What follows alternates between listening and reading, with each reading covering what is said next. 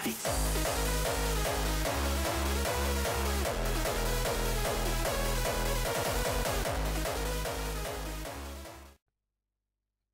guys, my name is Sjekk, and I'm here today to present to you a Twisted Fate guide.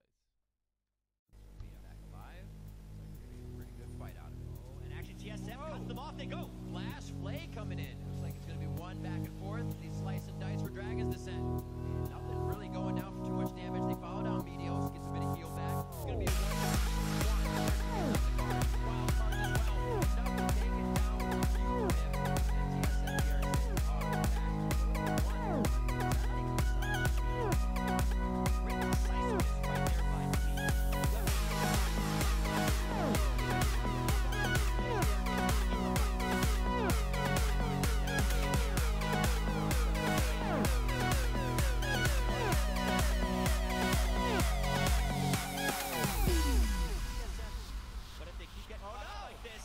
Teacher, look out!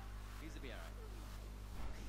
Students help the team. Oh, Lana's not there. This is what Zanya's playing. This is what they said they were available to do. Just go out the Destiny makes Cloud9 scatter.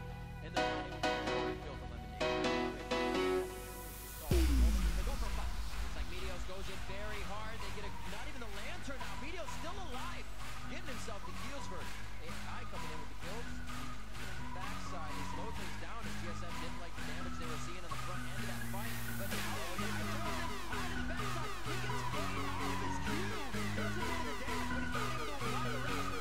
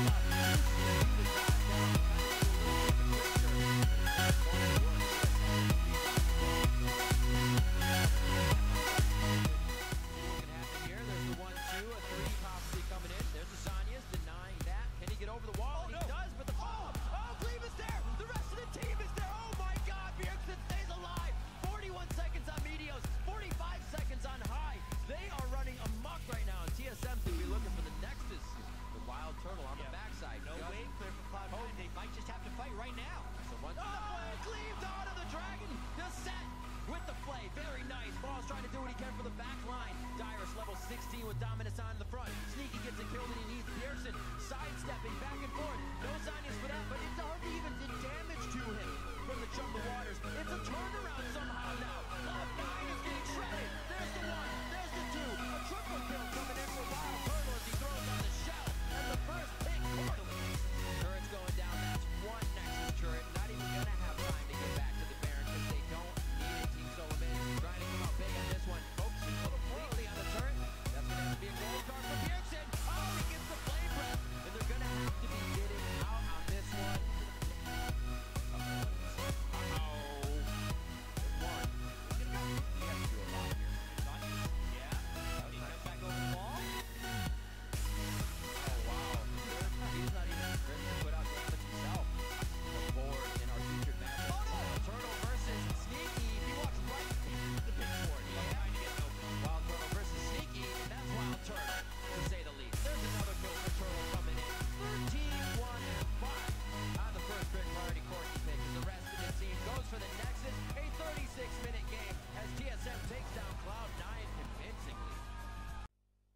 Alright, let's start with runes. Runes are the basics for every champion. This is the most frequent rune page that I use for Twisted Fate. Ability power blues, health yellows, magic penetration reds, and movement speed quintessences. Extra movement speed on Twisted Fate is very powerful because it allows you to kite effectively throughout teamfights. Alternatively, for movement speed quints, there are also ability power quints.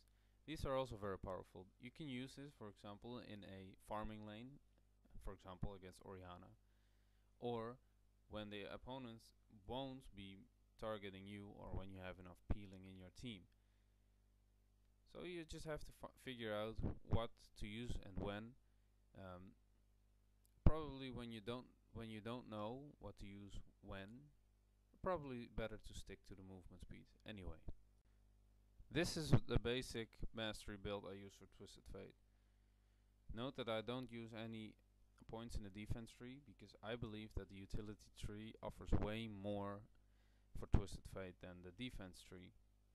For example, the mana regen and the movement speed, I think those are really essential for Twisted Fate. TF's coming. I know he ain't getting bottom with that fucking mana pool. He just ran out.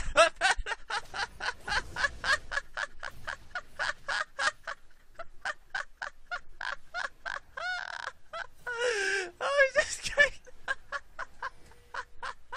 He just took a fucking card. Oh, I love this guy, man. TF's my new favorite. Oh, shit. Yo, that gang, man, he's just fucking threw cards at him. Texas Hold'em, no limit, baby. This TF does not give a fuck. Oh,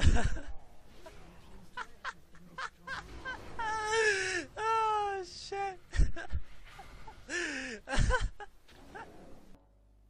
Usually, you proceed to max your wild cards, you queue, because this is your primary damage source and it provides a lot of AoE damage. However, pick a card deals more damage, but wild cards deal more AoE damage. Wild cards, your queue, is more effective for farming and as well to deal some ranged poke. So that's why you max it first over pick a card. If you pick a early point in stacked deck at level 4 or sometimes level 3, it provides you with some additional burst. Usually I pick it at level 4 because your level 1 wild cards deal literally no damage. So at level 4, if I have poked my opponent a little bit with blue card and wild cards, then at level 4 I usually engage with a flash, a full stack deck, and then my wild cards. This often results in a kill and allows me to snowball. However, it's not always going to be that way. This is... Alright, let's move on. What are the reasons that you would play Twisted Fate? Well, Twisted Fate is one of the best split pushers in the game. You can instantly kill a whole wave with your wild cards and would pick a card on a red card, if you provided that you have enough ability power. This obviously doesn't work at the earliest levels, but as soon as you skill into the game and then also get some ability power, this is just children's play. With Leech Bane, if you have Leech Bane, then the proc will also deal damage on turrets. So keeping that in mind, you can easily kill minion waves and then very quickly kill towers. Moreover, you have your ultimate, so what if you're pushing top or bot and mid is a team fight breaking out? Well, you're pushing a lane and then also joining the team fight. Another pro for playing Twisted Fate is that his Q has huge AoE poke range. It's about 1500 range. That's twice as large as most champions. So you can poke people down before team fights very easily and very safely. Next to that, your pick card provides you with a slow, stun and some mana sustain on a 6-second cooldown. Your Q obviously also has a 6-second cooldown, but a 2-second stun at level 13 usually. You have a 2-second stun on 6-second cooldown. That is huge. But that's not the best thing about Twisted Fate. You have a godlike map presence with your ultimate. You can carry your team just by ganking their lane. Not only will be ganking in lane, be beneficial. But oftentimes I pick out their squishies when I just randomly press my ultimate when I have vision of 2 or 3 other people's of their team members, and when, for example, their AD carry is not in my vision, then he must be roaming around somewhere in the jungle. And it happens so often that when I just randomly press ultimate, that I can score an assassination there in the middle of the jungle, and then it's 4v5. In endgame, this is huge.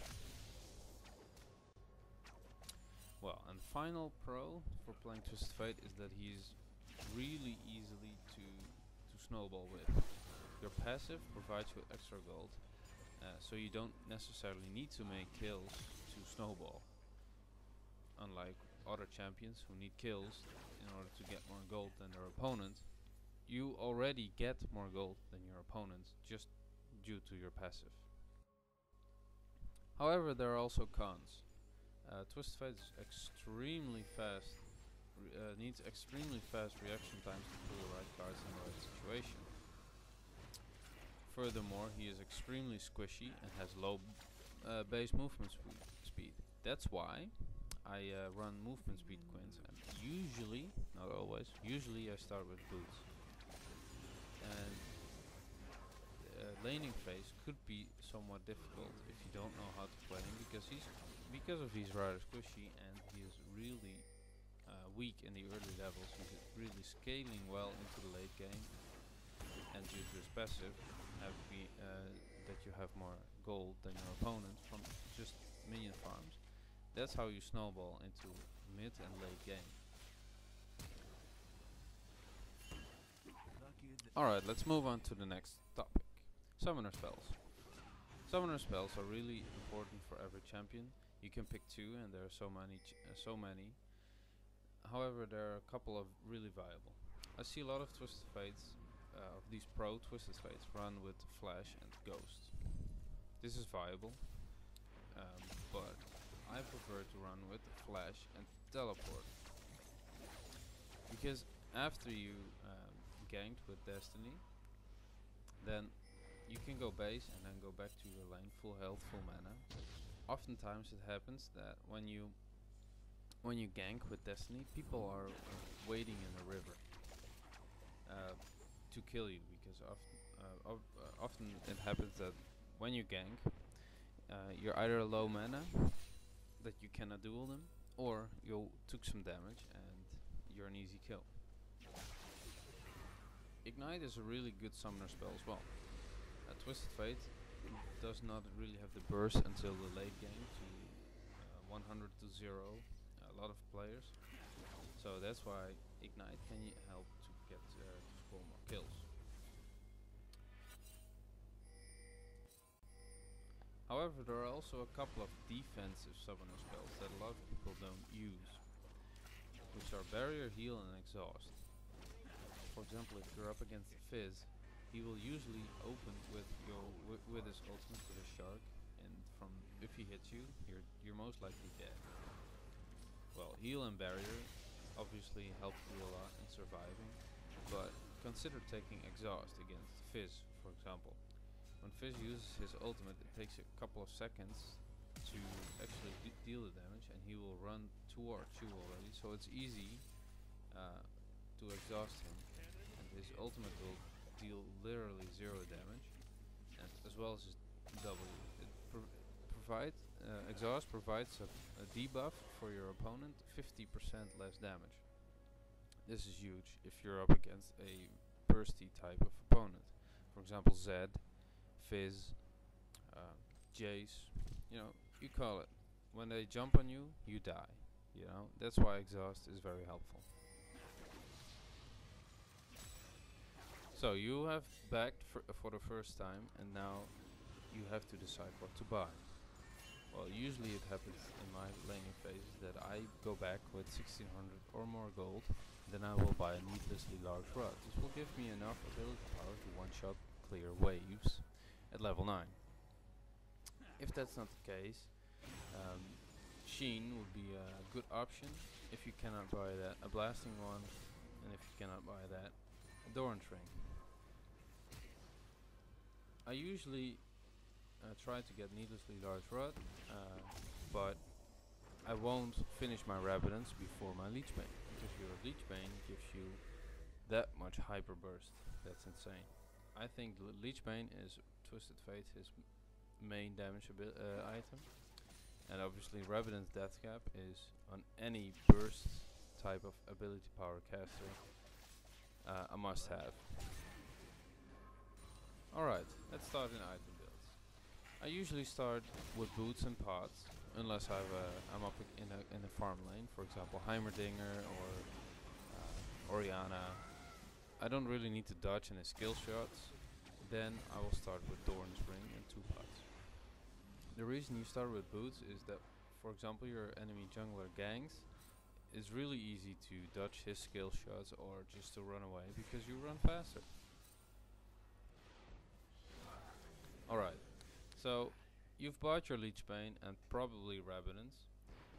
I'm not buying Rabidance first because I can keep my needlessly large rod in my pocket, and that's because needlessly large rod also builds into a Deathfire Grasp, which will give you so much burst, or a Zhonya's Hourglass, which gives you some defense. For example, if you're up against Zed or Fizz and you're not really winning, you're not really losing, but if you want to prevent them from snowballing in the mid stage of the game, probably that would be a good choice to buy Zhonya's. Otherwise, if you are indeed winning or winning hand or snowballing already, and you can feel you can get away with Rabidance, I surely would do that. And other options, if you're snowballing really hard, I would buy a Magi Soul Stealer myself. If you're winning but you're not really snowballing really hard, you can buy Void Staff for extra damage. So that's those are really as for a defensive item, since I only covered really offensive items, Zhonya's Hourglass is the only defensive item I covered, but it still provides you with a lot of ability power. There are a couple of defensive items you could get as Twisted Fate in your as your final item. That is a Guardian Angel. I tend to not buy it that often because I feel that I can kite around really well and I don't really need that. Banshee's Fill, that's what I more often buy. And if you really need it, a Quicksilver Sash. However, oftentimes I don't even get to buy my 6th item, and if I do, it happens more often than not that it's another offensive item.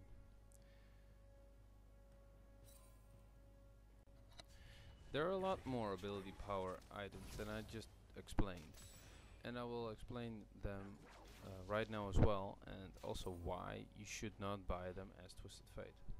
For example, Abyssal Scepter gives you 70 ability power and some magic resistance, also reduces the magic resistance of nearby champions.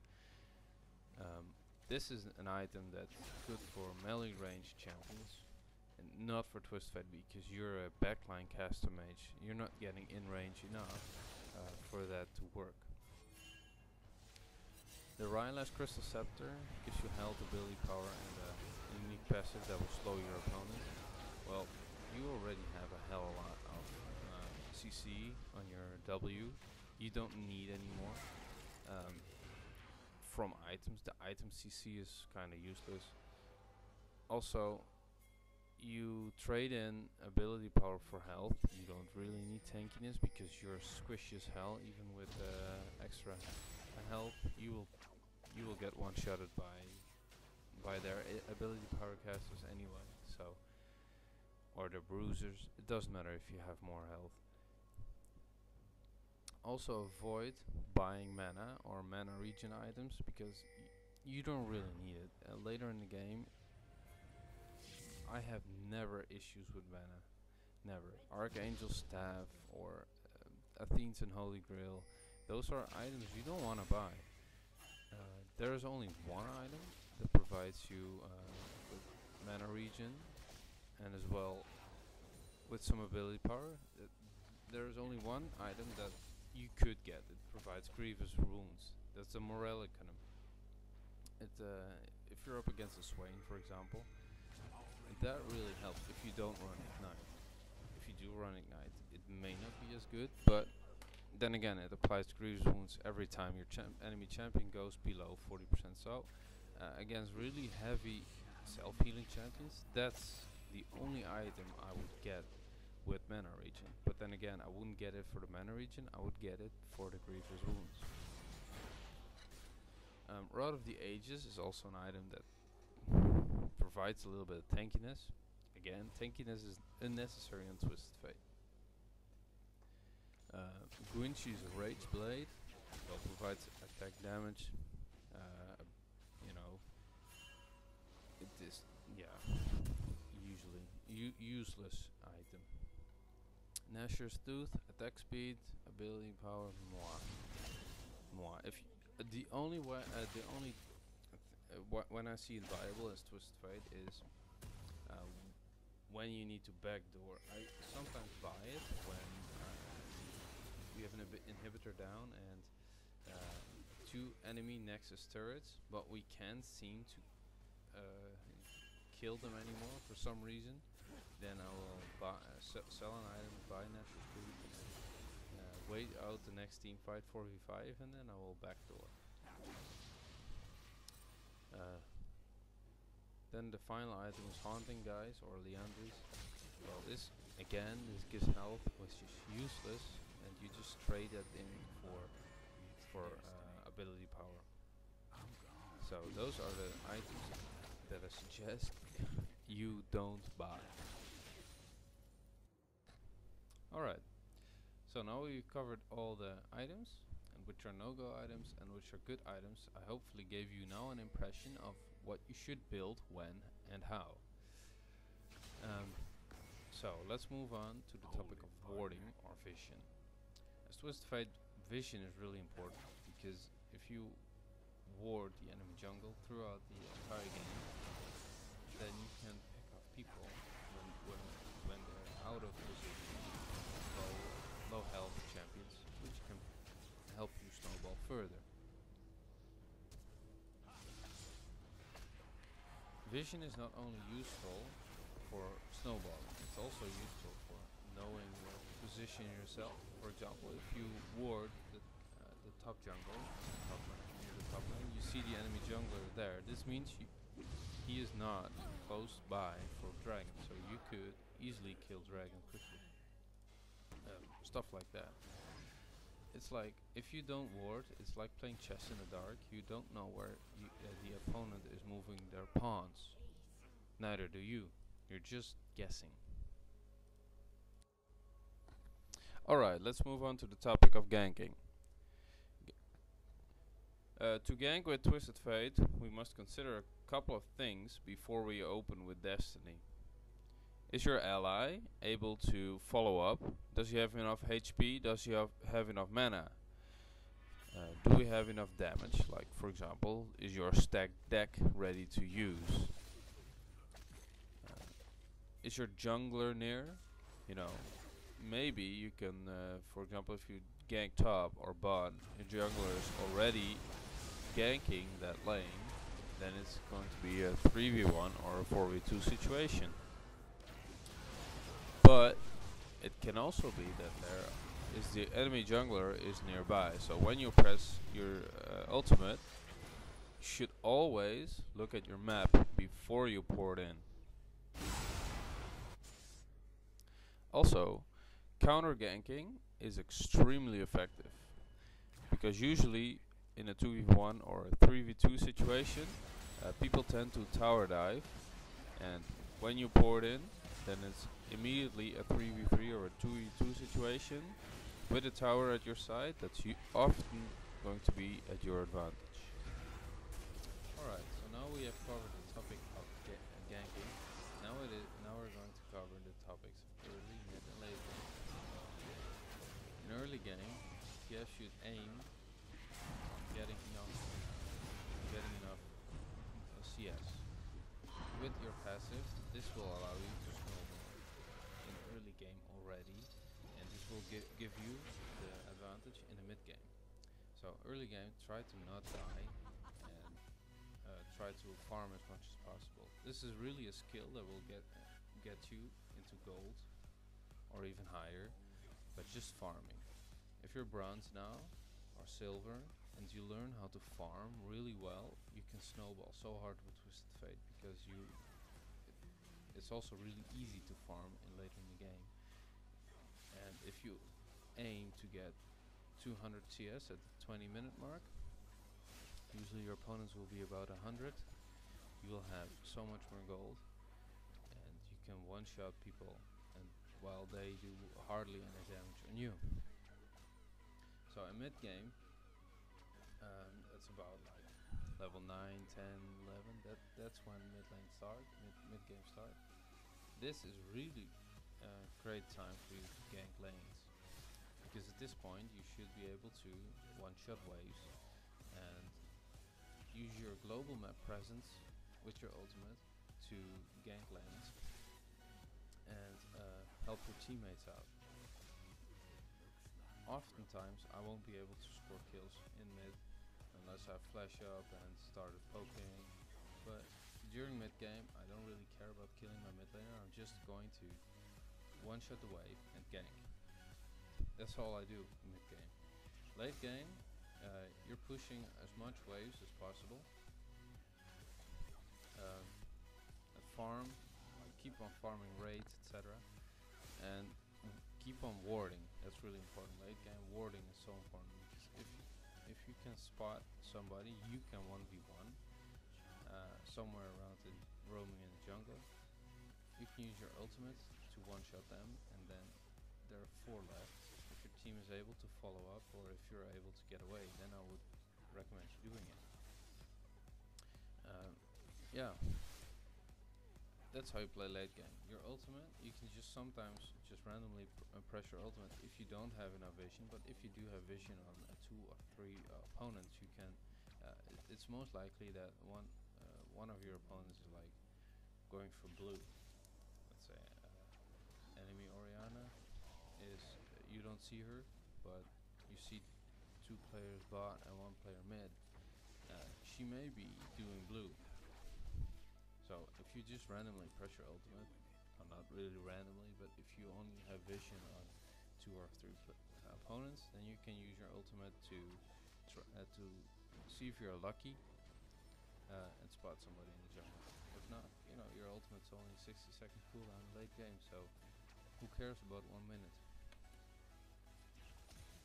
As with any champion, you should aim for not dying, but especially with Twisted Fate, because he's so squishy, you should try to be in the back line of your team fights, etc.